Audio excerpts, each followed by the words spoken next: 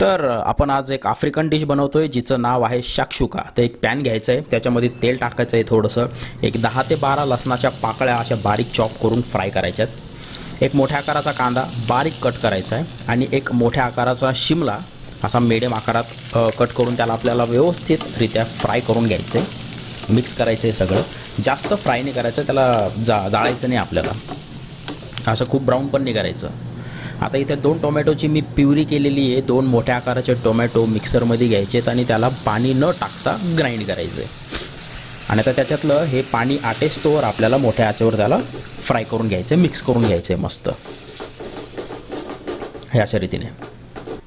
हे बघा त्याच्यातलं पाणी बरं साठलेलं, त्याच्यामध्ये थोडीशी हळद टाकायची, थोडंसं लाल तिखट टाकायचं आपल्या आवडीनुसार, धने पावडर अगदी थोडीशी आणि चवीपुरतं मीठ। मीठ जास्त नका टाकू, नाही तर खूप खारट होईल, लागलंच तर आपल्याला वरून थोडंसं ॲड नंतर करता येईल। आता त्याला मिक्स करून घ्यायचं आहे, फ्राय करून घ्यायचं व्यवस्थित। आता त्याच्यामध्ये थोडंसं पाणी टाकायचं, एक अर्धा ग्लास, जास्त नका टाकू, एक अर्धा ग्लास पुरेसं आहे। त्याला व्यवस्थित आता आपल्याला मिक्स करायचं आहे। इथे गॅसचं टेम्परेचर जे आहे ना ते मीडियम ठेवा बरं का।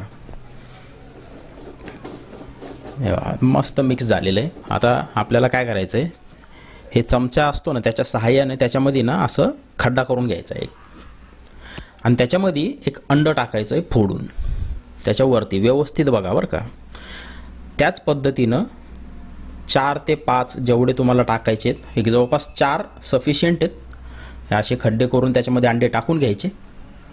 त्या अंड्यावरती थोडं थोडं मीठ टाकायचं आहे, कारण सॉसमध्ये तर मीठ आहे पण अंड्यावर नाही टाकलेलं आपण।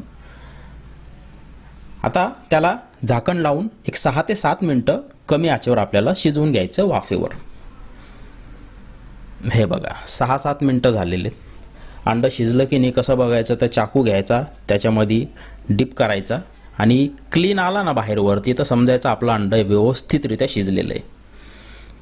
आता मस्त त्याच्यावरती कोथिंबीर टाकून घ्यायची आहे। खूप युनिक रेसिपी मित्रांनो, एक नंबर लागते खायला, खरंच सांगतो तुम्हाला, तुम्ही बनवून बघा।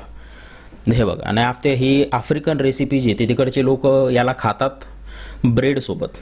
आपण कशासोबत खायचं, तर आपले काय हात बांधलेले नाही, आपण चपातीसोबत, भातसोबत, ठीक आहे ना, ब्रेड, पाव, टोस्ट, ज्याच्यासोबतही वाटेल त्यासोबत आपण त्याला खाऊ शकतो। बनवा, ट्राय करा, एक नंबर रेसिपी आहे। चिकन मटन पण विसराल तुम्ही, अशी लागते खायला। नाशिकचा शेफ या चॅनलला सबस्क्राईब करायला विसरू नका। पुन्हा भेटूया।